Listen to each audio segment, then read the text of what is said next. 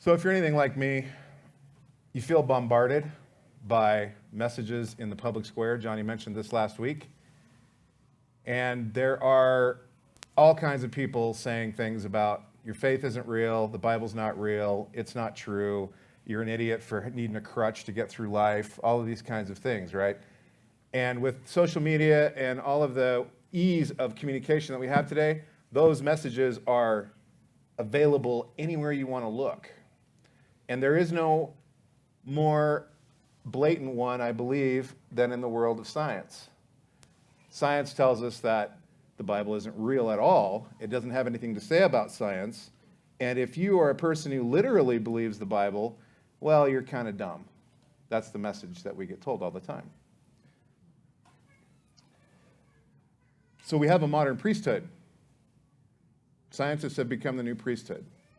Scientists and doctors, which are really a very specific kind of a scientist, right? They're very knowledgeable about a lot of details. Have you guys heard the joke about the engineer? An engineer is a person who learns more and more and more about less and less and less until they know practically everything about almost nothing. That's the world we live in, okay?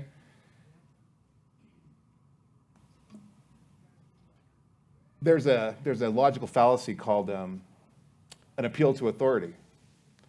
And if you spend any time watching debates and different things on YouTube, somebody will be talking about something like me, right? I am a computer scientist by trade. I'm not a biologist. I'm not a cosmologist. I'm not a sociologist. I'm none of those things by training. But I'm also a human being with a brain that God gave me. I can read, I can understand, I can see things, and I can present them to other people. But this appeal to authority fallacy says if you're not an expert in the exact thing you're talking about, you don't have a leg to stand on. We don't have to listen to you. That's not true either. God says, come, let us reason together. So let's continue on. We're going to talk about all 6 days of creation. Dan gets to do day 7 next week. So I get 31 verses. He gets like 3. We're going to talk about what's created when. We're going to talk about what is morning and evening. We're going to talk a little bit about the design of the universe, a thing called the anthropic principle. We're going to talk about information and entropy. God turns out to be a computer scientist, and I'm going to show you how that works.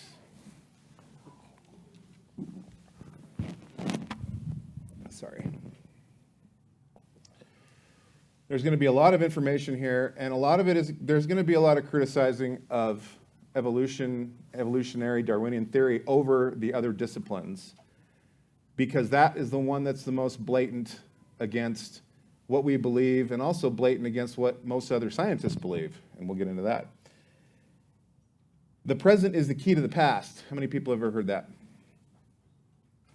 That's not true. That is uniformitarianism geology. It says that everything that's going on today explains everything in our history. But there's a whole other idea. It's called catastrophism, and it means that there's been catastrophes over and over in history, and we see those in the world today. Like, if you've ever been in a village that's been wiped out by a tsunami, there was a catastrophe. And the rest of the year, it doesn't look like there was a giant, 30-foot wall of water that came into their village and destroyed it. It's not the present is the key to the past, and that's part of what we're going to be talking about. We also have Darwinism as applied to society, which has horrible outcomes. Every communist dictatorship in the world is blatant violator of human rights. There was over 100 million people in the 20th century murdered under communist regimes. I mean, this is pure Darwinist philosophy. Human life is not valued. Power is valued. So when you take a scientific theory that doesn't have God at its core and you start applying it to society, it all goes bad. There's a bunch of other things I would like to bring up, but I'm not going to get time to bring them up. We all right with the sound thing? I'm hearing echoes. Do I need to do something? Do I need to move it? Okay. The age of the Earth, based on carbon-14, which is how they measure that. Speed of light actually is slowing down. All the universal constants aren't really constants. They change. And scientists know this. Dimensionality, like we have 4 dimensions, right? length, width, height, and time. In the 12th century, there was a rabbi who said there were 10 dimensions that he came up with by studying Genesis. Well, string theory in the 20th century says there are 10 dimensions. And this guy in the 12th century said, you can't know them all directly, you can only observe 4. And that's what the string people theory say as well. You can observe 4. And the rest you have to observe indirectly through particle accelerators and all these crazy experiments that they do. It's like, wow, that guy was pretty sharp to get that out of Genesis in the 12th century. Let's move on to the verses. Day 1. This is Genesis 1 through 5. And we'll try to put all this stuff together. And just want to remember, there is a battle going on between, on the one side, a materialist, undirected, godless, no supernatural anything universe. That's one narrative that's been being told to us. And on our side, we're saying there was an intelligent, all-powerful creator who made everything that we see. That's the two worldviews that we're talking about here. And that's what we want to kind of explore. In the beginning, God created the heavens and the earth. I want us to ask ourselves that question. Do you believe that verse? As a Bible-believing Christian, I believe that verse. But do you believe it the way it's written in Genesis, which is written as a historical narrative, uses the same connecting words that talk about Abraham leaving his Ur of the Chaldees and coming to Canaan, and they say he went here, he did this, he did that, he did this. There's a specific way in Hebrew that's written that says it's a historical narrative. It's relating a thing that happened. This is the exact same thing. We also have the fact that Jesus and all the apostles quoted extensively from Genesis, and they believed it, that it was literal and real. So it's written as a literal, real thing. There is poetry in the Bible. There are metaphors in the Bible. And they have their own specific way of being written that it's easy to understand. When you read it, you're like, oh, that's a metaphor. When God says that the pillars of the earth hold it in a tight foundation, we know that's a metaphor. We know there's not giant pillars sticking out of the bottom of the planet, right? Jesus says he's the water of life. We don't think he's actually like a glass of H2O, right? It's a metaphor. But when you get into this book, this stuff is not written as a metaphor. The earth was without form and void, and darkness was on the face of the deep. And the Spirit of God was hovering over the face of the waters. And God said, let there be light. And there was light. And God saw the light, and that it was good. And God divided the light from the darkness. God called the light day, and the darkness he called night. So evening and morning were the first day. So we have darkness and light on the first day, and we don't have the sun, planets. None of that stuff has been created yet. That gets created later on. So these are conceptual things that God created that he's going to fill in the blanks later. And we see that as we go through this. A point I want you to get is that everything in our universe, everything is going from a state of order to disorder. There's a term in science called entropy, and that is the measure of disorder. If everything continued on the way it is right now, eventually, billions of years down the road, the entire universe would be cold and dead and nothing would be alive. Because everything is winding down like a watch spring. That's what's happening that we observe today. The Bible tells us there's a reason for why that's happening. And the Bible tells us that God created it and it was good. It says in verse 1, it was good. And that entropy wasn't happening. That decay wasn't happening. But when Adam and Eve sinned, turned a switch. And we start seeing the decay that we fight with now. The second law of thermodynamics and the laws of thermodynamics themselves, they state this for us, and that's why I was mentioning before. Pretty much every scientific field, they know that those are laws, and they're like, yep, those are true, except evolutionary biology. They don't believe in that law. Everything works in reverse of that law, which turns it more into a religion as opposed to a science when you ignore facts. But we're going to get into that. So the other thing is that for anything new to be created, you have to add information. Right? If I have a simple thing, like they say a simple one-celled animal, which there's no such thing as a simple cell, but if it wants to turn into a multi-cell animal, well, you got to add information. You got to add a lot of information. Where's the information come from? Darwin should have asked that question. He should have said, not what is the origin of life, where'd the information come from? Because none of these natural processes create information. And also you have to add energy. And we see that every time a process happens, it leaks energy. So where did the energy come from? So we're going to talk about those.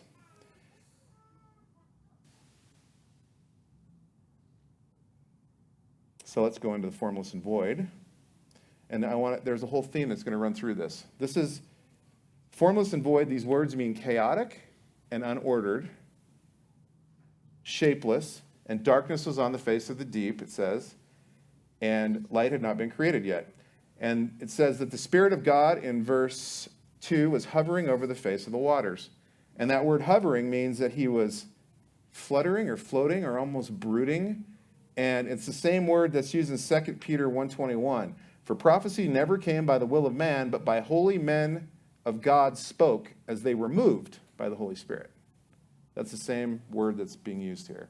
So it's like the Spirit of God was like contemplating all of this. So he created light and he created darkness. We have light, it's a dual nature. It acts crazy. It's a wave and it's a particle. And through history, so light is digital, it's photons, like lasers, right? Things like that. But light is also analog, it's waves. And it has all kinds of crazy things that they've experimented over the years. And scientists have been fighting back and forth, and we see this constant thing where Newton said it's a particle. And Newton's the man, right? Everybody's like, Newton's the man. So then Christian Huygens said, no, it's a wave. They ignored him. Euler and Ben Franklin, they said it was a wave. They ignored him because, Newton said it was a particle. Sorry, dudes. There was an experiment that was done by a guy named Thomas Young with two slits, and you shine light through a slit, and it turns it into, it looks like a pattern that's on the other side of the slit. And then he put another slit, and then they acted differently, and it didn't look at all like what they thought it was supposed to look like, because all of a sudden light is working like a particle now. And there's this crazy thing they did in the 50s. Richard P. Feynman, he did with photons the same kind of an experiment, two slits. The particles of light acted differently depending on whether you turned on a detector or not. So if you had a detector on one of the slits, the light would act normally. If you put a detector on both of the slits, it would act differently. They were like, what is going on? I can't explain this. So light has a lot of very interesting properties, and that's the first thing that God created. But he also hints that darkness is a separate entity. It's light and darkness. I created darkness. Isaiah 45:7. I form the light and create darkness. God is not saying that darkness is the absence of light. He's saying it's a thing in and of itself. Can you think of anything in our universe that is darkness in and of itself? Anyone? Interactive. Go ahead. Anyone? Black hole. Perfect. That is darkness. Light can't even escape from it. You guys thought I was tricking you, didn't you? You're like, he's going to... So he said day and night, like I said, conceptual ideas, because there was no cosmos or heavenly body. Now what's in a day? He said this was the evening and the morning were the first day. So the word is called yom. It means a 24-hour day. The word yom is used over 2,400 times in the Old Testament. And more than 70% of them mean a 24-hour day. Then there's some other uses where they mean long ages and other times. But in general, it's a day. But if you go to Exodus 20, verse 9 through 11, God basically tells you it's a 24-hour day, and he literally wrote it in stone because this is stuff that he wrote on the tablets that he inscribed with his finger. 6 days shall you labor and do all your work. But the seventh day is the Sabbath of the Lord your God. In it you shall do no work, nor your son, nor your daughter, nor your male servant, nor your female servant, nor your cattle, nor your stranger who is within your gates. Verse 11, for in 6 days the Lord made the heavens and the earth, the sea, and all that is in them, and rested on the seventh day.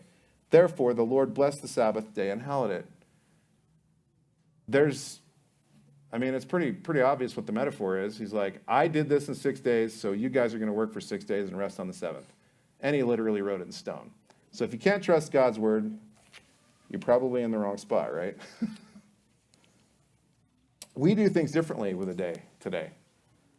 It says from the evening to the morning was a day. This is why the Jewish day begins on sundown of the previous day. So sundown tonight is actually Monday in the Jewish way of reckoning time. Ours technically is midnight to midnight. That's our day. But we really only think of day as when it's light out, right? Into the evening, and then you go to bed. So when you're planning your day, you're not starting at midnight, and you're certainly not starting the night before unless you're actually Jewish and you are following the Hebrew calendars. But it's also only half of a day because it says from morning or from evening until morning. It doesn't say from evening until evening. So again, we have another kind of a concept here. And there's two words. The word for evening is erev, and the word for morning is boker. And evening is also synonymous with twilight. And here's the idea that I want to get across that you're going to follow through this whole passage. Evening, when it's getting dark out, things start to lose their resolution.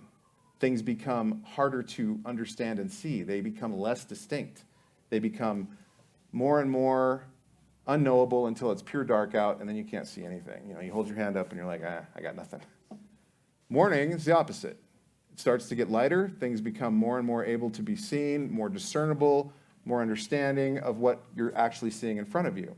What you have is you have a state of chaos and disorder moving to a state of order every day through the creation. God is introducing more and more information and more order into the universe. And these concepts of Erev and Boker are telling us this is what's happening.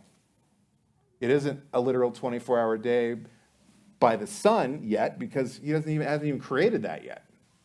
But it's definitely a day, and it is definitely a time, because he's also created time in the midst of all of this. So evening and morning was essentially entropy to order. Day 2, verse 6. Then God said, "Let there be a firmament in the midst of the waters, and let it divide the waters from the waters." Thus God made the firmament and divided the waters which were under the firmament from the waters which were above the firmament. And it was so. And God called the firmament heaven. So the evening and the morning were the second day. So he's organizing things. He's introducing more information into the system. He's dividing things. He's creating this thing called the firmament in this particular version. But the Hebrew word is called rakia, and this is the New King James, which means an extended solid surface or an expanse. That's what rakia means. There's a theory that the earth used to have a canopy of water all the way around it, a thick canopy. And this was first proposed by people who believed in the biblical flood geology and the biblical flood understanding, saying that this was how all this water was able to come down for so long and rain for 40 days and 40 nights. But also, geologists who have done ice core sampling up in the Antarctica and the Arctic, they also have come up with that same idea, that there was this layer of canopy because they can tell what the atmosphere was like when the ice was laid down. So that's, every time you read something in the scripture, if you do enough digging, you find that the world around us reflects what was in the scripture. You find that the Bible actually turns out to be true. And there's all kinds of scientific discoveries that are foreshadowed in the Bible. When you look at the discovery and then you read what it says, you're like, that could be what that means. Now, you can't say for 100% certainty, but it's really pretty amazing. This is kind of a hard verse because we don't really know what firmament means 100%. So it's hard to really interpret what this expanse between the waters and all of that. And heaven can mean the atmosphere. It can mean the stars in the sky. It can mean the throne of God. So what all is he separating here? We're not quite sure. But like I mentioned before, Jesus is called the living water, but it's not H2O. So we need to understand that these firmaments, as he divides these waters, he's still in some amount of concept as he's providing order and getting rid of chaos on the earth. He's making it from formless and void to not formless and void. So far, in day 2, what has been created? Electrons, protons, atoms, the water molecule. Those are all things we study in high school science and grade school science these days. He created all those. The standard model of physics says there's 200 different types of particles underneath the atom. Things like hadrons, leptons, quarks, neutrinos, all these crazy words they come up with. How many states of matter are there? 4. Good man. Right? We have solid, liquid, gas, and plasma. What's plasma? Plasma is like chaos, superheated. Things are just not cohesive. And it's very interesting because those go in the order to entropy. 4 states of matter. Highly ordered solids to completely chaotic plasma on the other end. And then when you get down to neutrinos and quarks and all that stuff, you're talking about quantum physics, which is really crazy stuff, and it's got some interesting properties that just boggle your mind, but we're not going to get into that because when I practiced this message, I went for 1 hour and 10 minutes, and I'm not going to do that to you.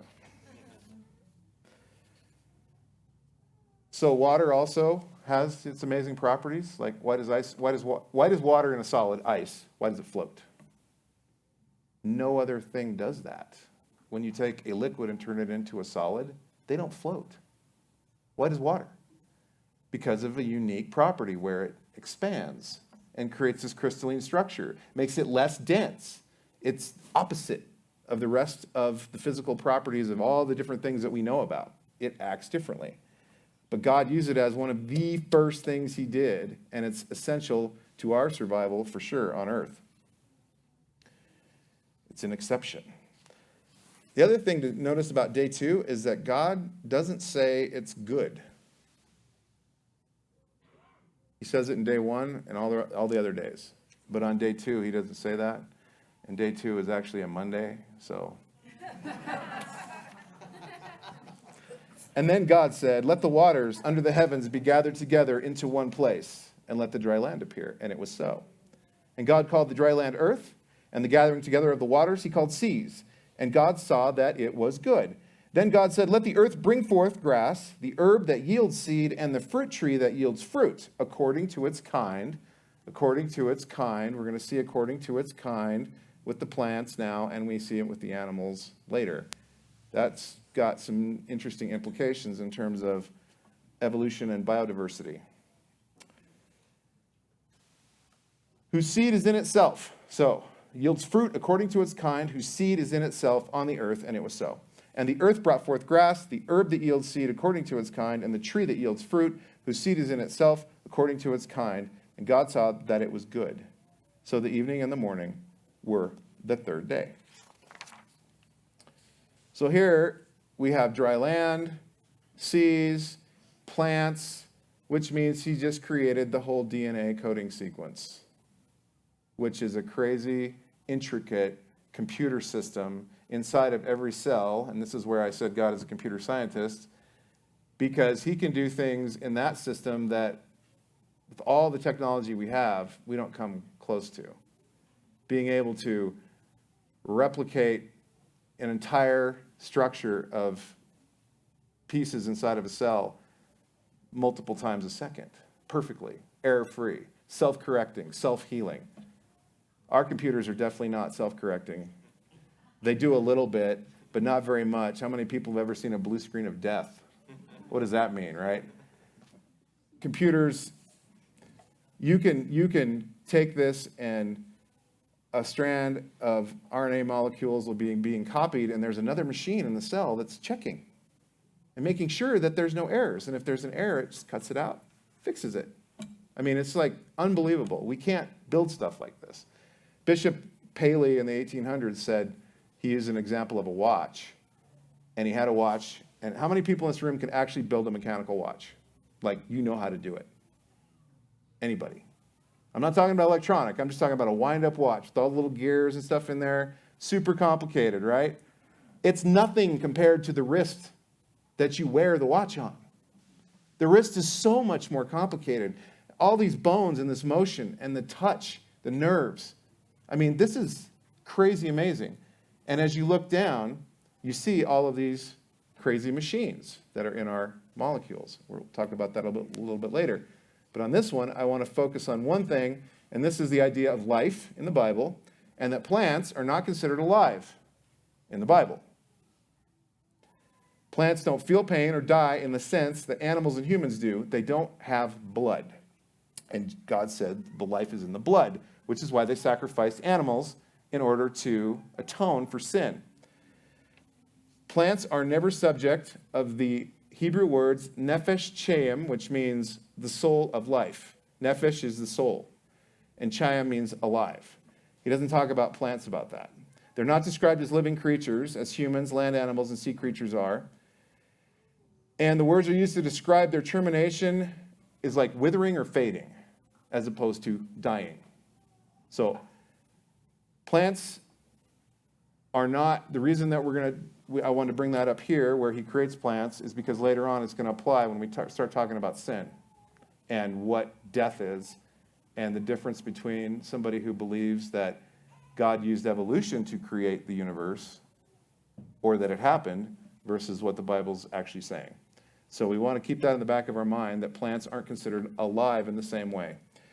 But I want to bring out this huge system on the earth that is the plant-animal symbiosis. Right? Everybody's heard of photosynthesis. Right? So plants are taking in carbon dioxide and giving off oxygen. Animals are taking in oxygen and giving off carbon dioxide. Right? What happens if you remove either the plants or the animals from the planet? The other half dies, like real soon. It doesn't take long.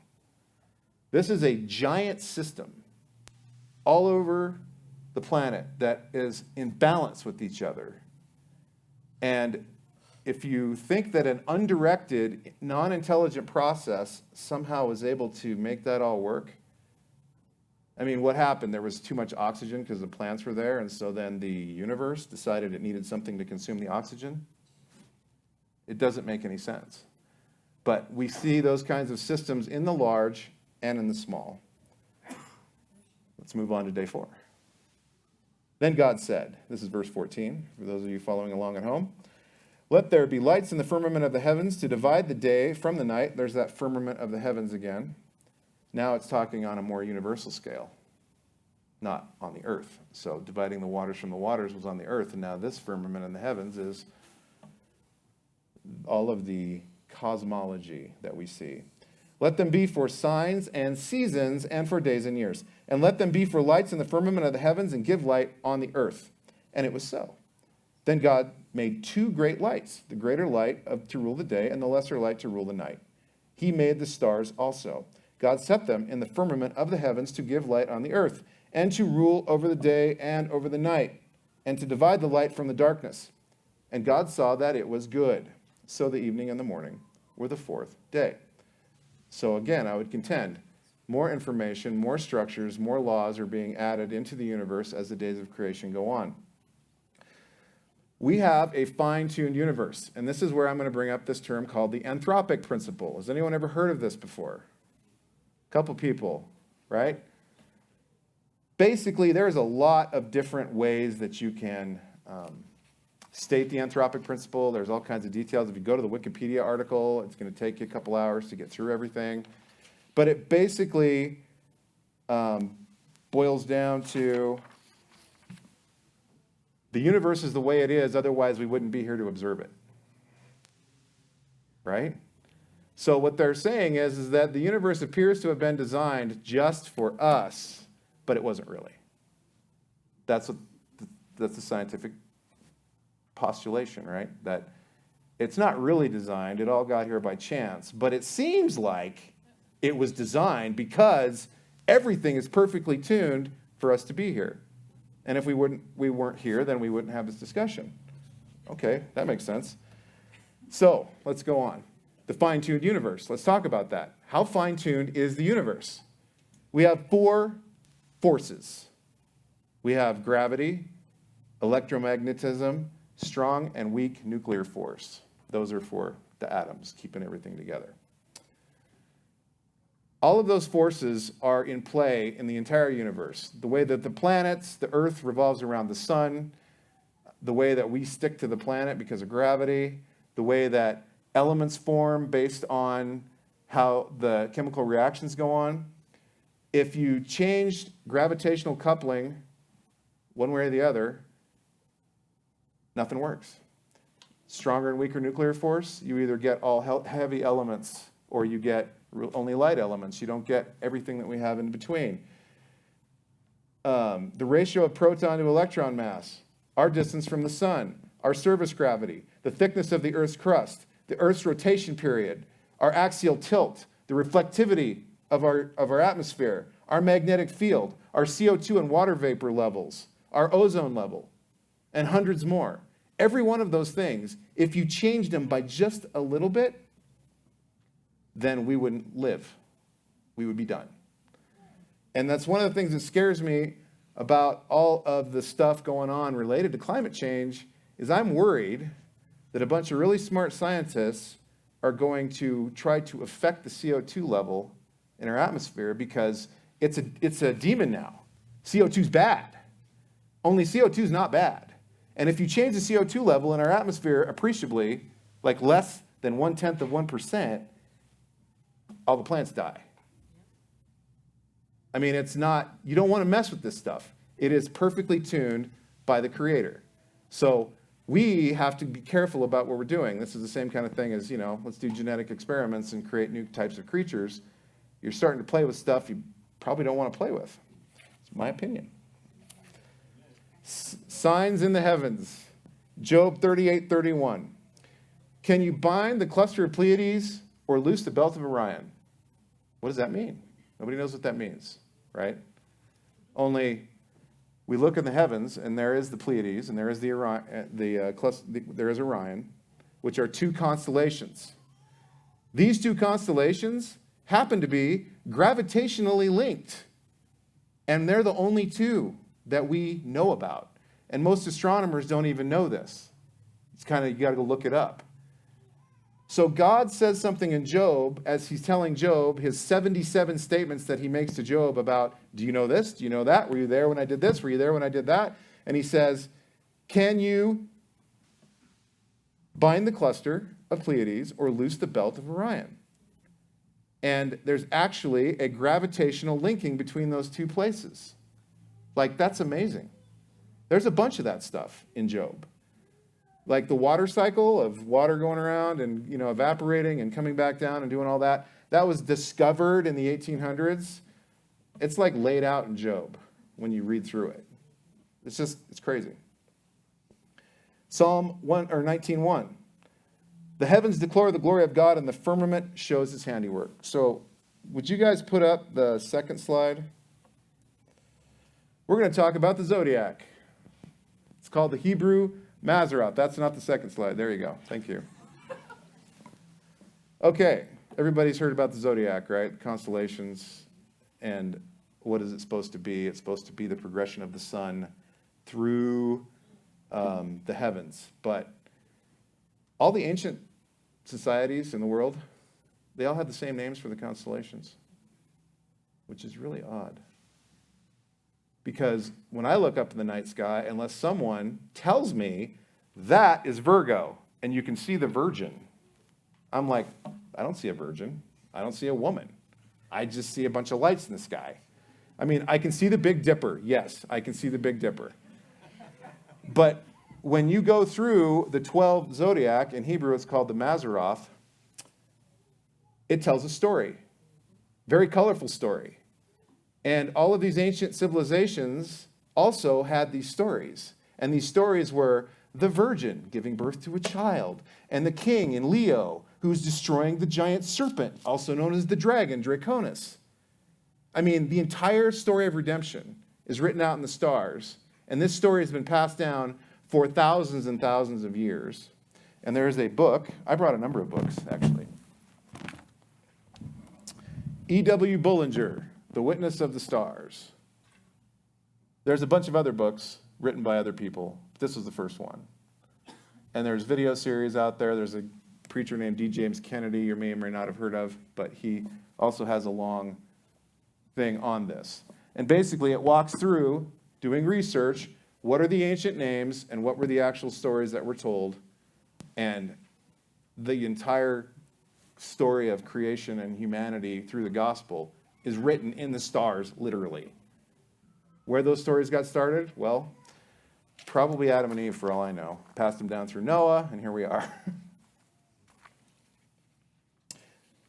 It's not astrology, it's history.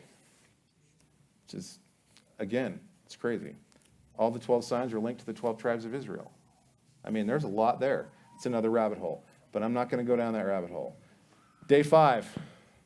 Then God said, let the waters abound with abundance of living creatures, and let birds fly above the earth across the face of the firmament of the heavens. So now the firmament of the heavens is talking about the earth again.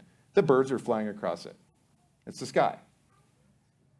So God created great sea creatures and every living thing that moves, with which waters abounded according to their kind, and every winged bird according to its kind. And God saw that it was good. And God blessed them, saying, be fruitful and multiply, and fill the waters in the sea, and let birds multiply on the earth. So the evening and the morning were the 5th day. This is the first charge. I mean, we've all heard that God told Adam and Eve to be fruitful and multiply. Well, before Adam and Eve were created, God told the birds and the sea creatures to basically be fruitful and multiply and fill the earth. So that's the first charge. There's another one that comes in later. This infers birth, does it not? Be fruitful and multiply. That's reproduction. Does it infer death? That's the question. There are lots of people who say, yep, obviously if they were being born, they had to die. But we're going to see that that's not really the case. So DNA. Everybody's heard it. Who's not heard of DNA? Raise your hand. Thank you. Okay. Watson and Crick, 1953. What he determined that was so amazing about it is that it was chemical. It wasn't the chemical reactions between these. There's 20 amino acids. And there's basically a 4-letter code. And inside of your cell, there is basically a library with a bunch of templates. And it directs, there's power plants, there's an assembly line, all these things are inside of the cell. And around the whole cell is this really complicated membrane that basically has a doorkeeper that won't let certain things in and keeps things out. And it's in itself is ridiculously complicated. But these pieces, this library of templates is being read all the time, constantly. Like, we're the most read library. Our cells are reading this DNA, this code, it's literally code, and creating new things. And what does it create? Well, it creates molecules, but it creates little machines, because I don't know if you knew this. I remember the first time I heard this, I was like, wow. So what happens is when these chains get put together, they fold into a 3D shape. They're not just some flat piece of, goo. They fold into a 3D shape, and that 3D shape is a machine. And those machines do stuff. They do work inside of the body, and they differentiate into other things, right? So you might have a skin cell, or a hair follicle, or a piece of your eye, or Joe's attitude, or whatever it is. All of those molecules are being created constantly inside of your body. It's an error-correcting 3 out of 4 binary code. It is self-replicating and error-free.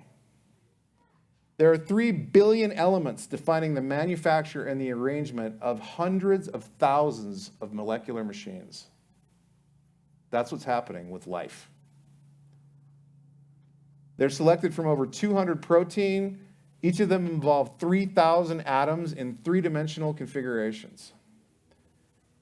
And they all come from this original alphabet of 20 amino acids. So now you can put that other slide up. What does that look like? It's off the top of your head. What does it look like? What is it? A motor. Looks like a motor. It is a motor, but it looks like a futuristic motor, doesn't it? Looks like something out of a sci-fi movie. That's a motor on a bacterium. It's called a flagellar motor. It allows bacteria to move.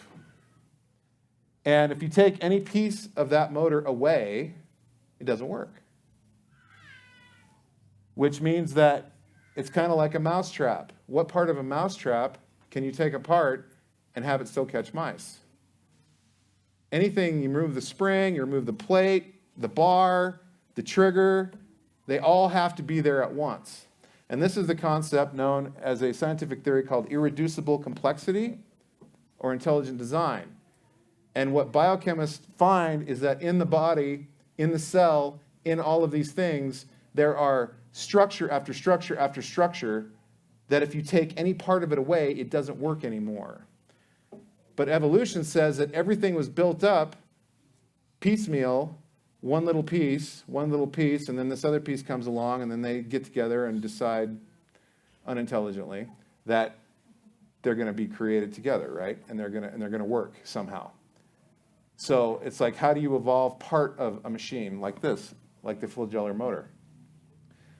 This stuff is all through us. It's amazing. And I already talked a little bit about the cell, and let's move on to day 6. God said, "Let the earth bring forth the living creatures according to its kind, cattle and creeping things and beasts of the earth, each according to its kind." And it was so. And God made the beasts of the earth according to its kind, cattle according to its kind, and everything that creeps on the earth according to its kind. And God saw that it was good.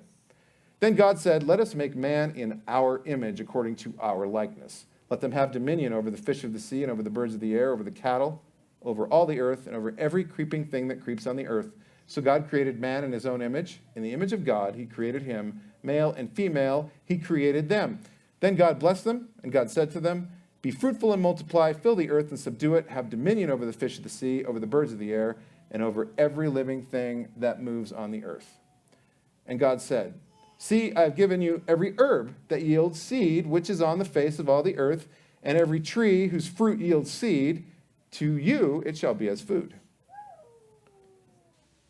Also to every beast of the earth and every bird of the air and everything that creeps on the earth in which there is life, I have given every green herb for food." And it was so. Then God saw everything that he had made, and indeed it was very good. So the evening and the morning were the 6 days. So here we have land creatures, we have man, we have God telling them to be fruitful and multiply. And I wanted to bring up that word, that phrase, according to its kind. This is biodiversity, right? All the species that we see today. So you think about a wolf and a dog, right? And they say, well, they're the same species. And what's the difference between a wolf and a dog? There's a lot of little differences between a wolf and a dog.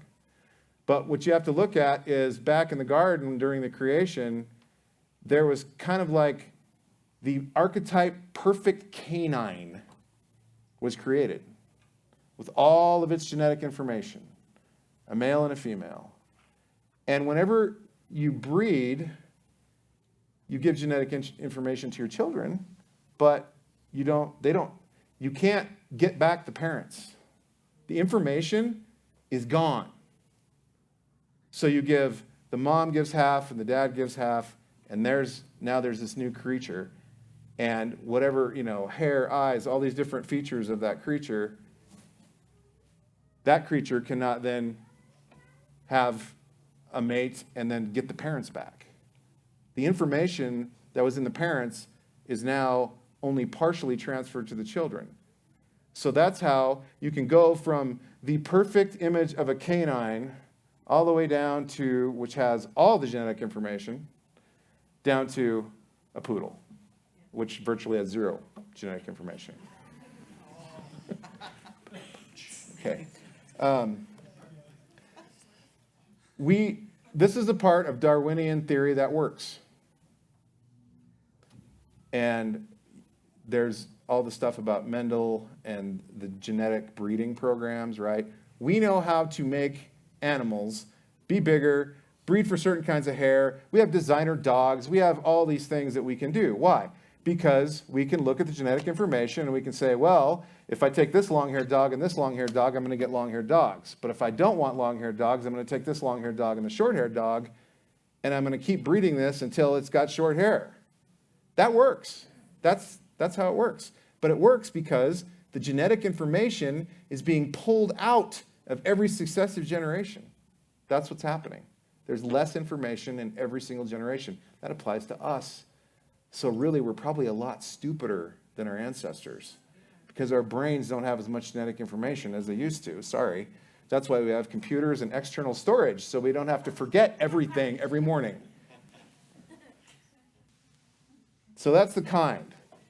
There are the people that study the flood, and we'll get into that during the flood part of Genesis. There's a lot of science that goes in there. Here is a 2-volume set of books by a PhD in geophysics that dissects everything you ever wanted to know about geology and then some, and relates it to flood geology and catastrophism on the earth. So it's called Earth's Catastrophic Past. So there's real deal scientists in 6 days.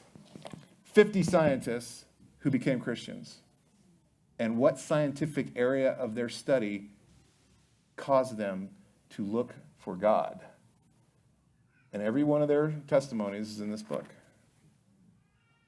So this isn't like we're just a bunch of crazies sitting on the side. There's people that are studying the world around them, and they're coming to the conclusion that the Bible is true. We already know that. So when they get to the top of their journey, we're going to be sitting up there going, what took you so long? So now let's talk a little bit about death before sin. We only have a few minutes left, and then the worship team will be coming up.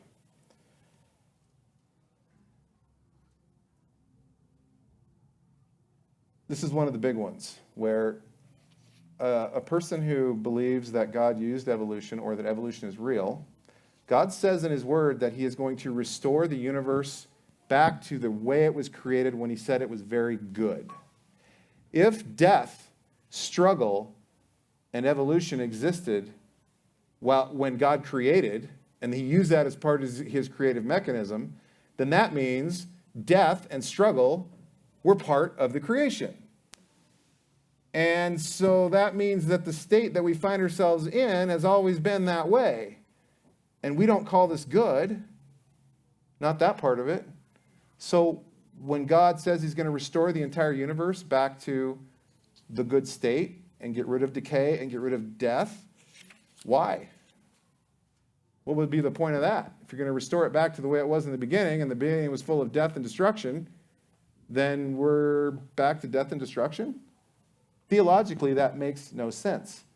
What is being redeemed? If everything that's going on right now is a normal process that God created and used, what is being redeemed? So, if you're a person that believes in God and you believe in the Bible, but you also believe in billions of years and the fact that God used evolution, which there's a lot of Christians that believe that, it's called theistic evolution, then you have to answer the theological question of why is God telling us? The other thing is Adam. Jesus Christ and all the apostles believed that Adam was a real guy. Matter of fact, we have his genealogy. We have the first Adam and the last Adam. We have the Adam that brought sin into the world, and we have Jesus. There is a ton of theology that we believe and we preach in lots of churches that depend on the fact that Adam was real. That sin really happened, the fall really happened. And if it was some other process, then there wasn't really probably an Adam. He would be like some sort of a mythical figure, and it'd be really hard to chase his genealogy. So that's another issue that we have to deal with. And God tells us in this section that everybody was a vegetarian, including all the animals, and they weren't actually allowed to eat meat until Genesis chapter 9. But it was the fruit. So there's two different kinds, right? There's cultivated plants that we grow, and then there's trees. right? And they have their own seeds. And there's other kinds of plants that have their own seeds. And that was the main food that was available to us. So since the Bible does not consider plants as dying in the same way, then them eating plants wasn't considered to be death. It's very consistent. It's very consistent in the text, what God says. So there wasn't any death until God killed the first thing. When Adam and Eve sinned, God killed an animal because blood had to be shed to atone for their sin, and he covered them with their animal skins, because now all of a sudden, knowing good and evil, they knew they were naked. So if you want to deal with long ages and evolution being used, you got a problem in your own theology. It's hard to reconcile what God is going to redeem this world from and why he's going to wipe every tear and get rid of pain and sorrow, like he says in Revelation 21:4, if it's always been that way. And what would it say about a God's character who used the process of death and struggle for millions of years in order and called it good? These are questions that we don't think about very often, that I think we should. Day 7, worship team, come on up if you won't mind. No evening and no morning. God was done with all the laws of the universe, the creation of DNA and all the things and these different structures and processes that he's put in place that we can observe, and he rested. So we see an evidence of design all through things. The whole universe is kind of set up just so that we can be here. We don't have any natural processes in the world that create information. They just break things. That's what happens. Mutations break things. All this information points to a mind. And that mind added that information and added energy.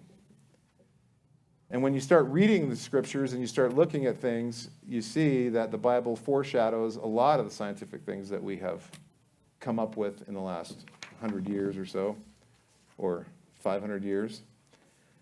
So the question you have to ask yourself is, can you take it actually literally? When you say you believe the Bible and you say you believe that Jesus was raised from the dead, and Jesus is telling you that he believes Moses was real and that Adam was real, what part of the Bible do you get to just throw out and say, I'm not going to pay attention to that? Genesis chapter 1 is extremely important. Matthew 24:37 through 39, Matthew 23:35, Matthew 19:4 and 5. These are Jesus talking about Genesis. Romans 5:15 through 18, that's Paul talking about Genesis. All the genealogies that go all the way back, all those things that the authors of the Bible believe that. And so we have to say, do we believe it, or are we smarter than them? We don't need to believe that anymore. Those poor primitives. They weren't primitive. They knew what was going on. Ask yourself also, where did the information come from? Where did all this knowledge, all this information on all this creation, where did it come from? So let's worship together and sing songs about the creation, more than likely. Yeah? Okay, good. And we have communion set up on the sides. We have giving boxes if you would like to give to Alethia and the missions that we support. And if you need prayer during worship time and you want to pray or talk to one of us, Joel's here, I'm here, Johnny's floating around over there, Dan is over here. So, and anybody would pray with you. So let's worship together. So the biggest thing I really want us to focus on out of all that, a couple things. One is, we can trust this book.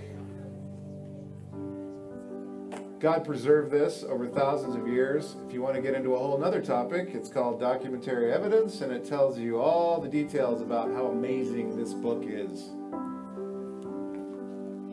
We're going to try to do some other classes and or videos on diving into more detail on all these things, because I just like skimmed the surface at 20,000 feet.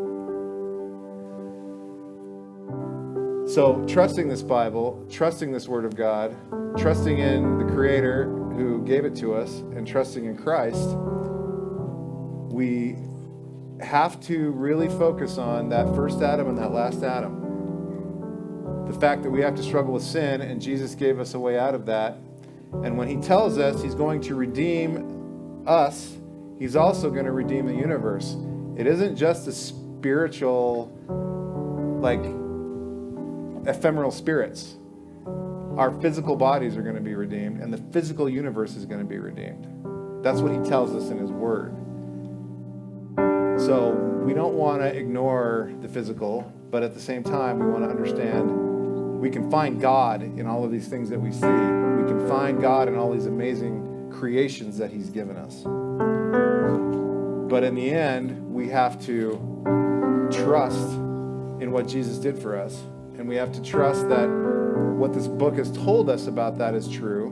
And then when allow God to come with his Holy Spirit into our hearts and make us into one of his children, to actually forgive us for those sins. And yes, we still struggle with sin while we're here, but it's a process, right? God has already won the victory, but it hasn't been completely fulfilled. And why is that? Well, God doesn't live inside of time like we do. He lives outside of it. He created it. He's not bound by it. So the way that he is working, we can't totally understand. That's why everybody says God moves in mysterious ways. Well, he does. But the fact that he's already won the victory through Christ, and we are, in some sense, already glorified and redeemed, we still have to go through this training ground as God makes us into his own unique creations. That's what I'd like us to think about this week. Think about how God is impacting and working in your life and cares about you as an individual, even though all of these other crazy things with the entire universe that he created with his will and holds up by his will. It's like David said, "Who am I, Lord, and what is my house that you've looked at me?" That's the kind of feeling when you start looking at all this. It's like, who are we anyway that you would actually spend time and focus on us and give us this word and do all the things that you do? So let's kind of just keep those things in mind as we continue to worship and do communion.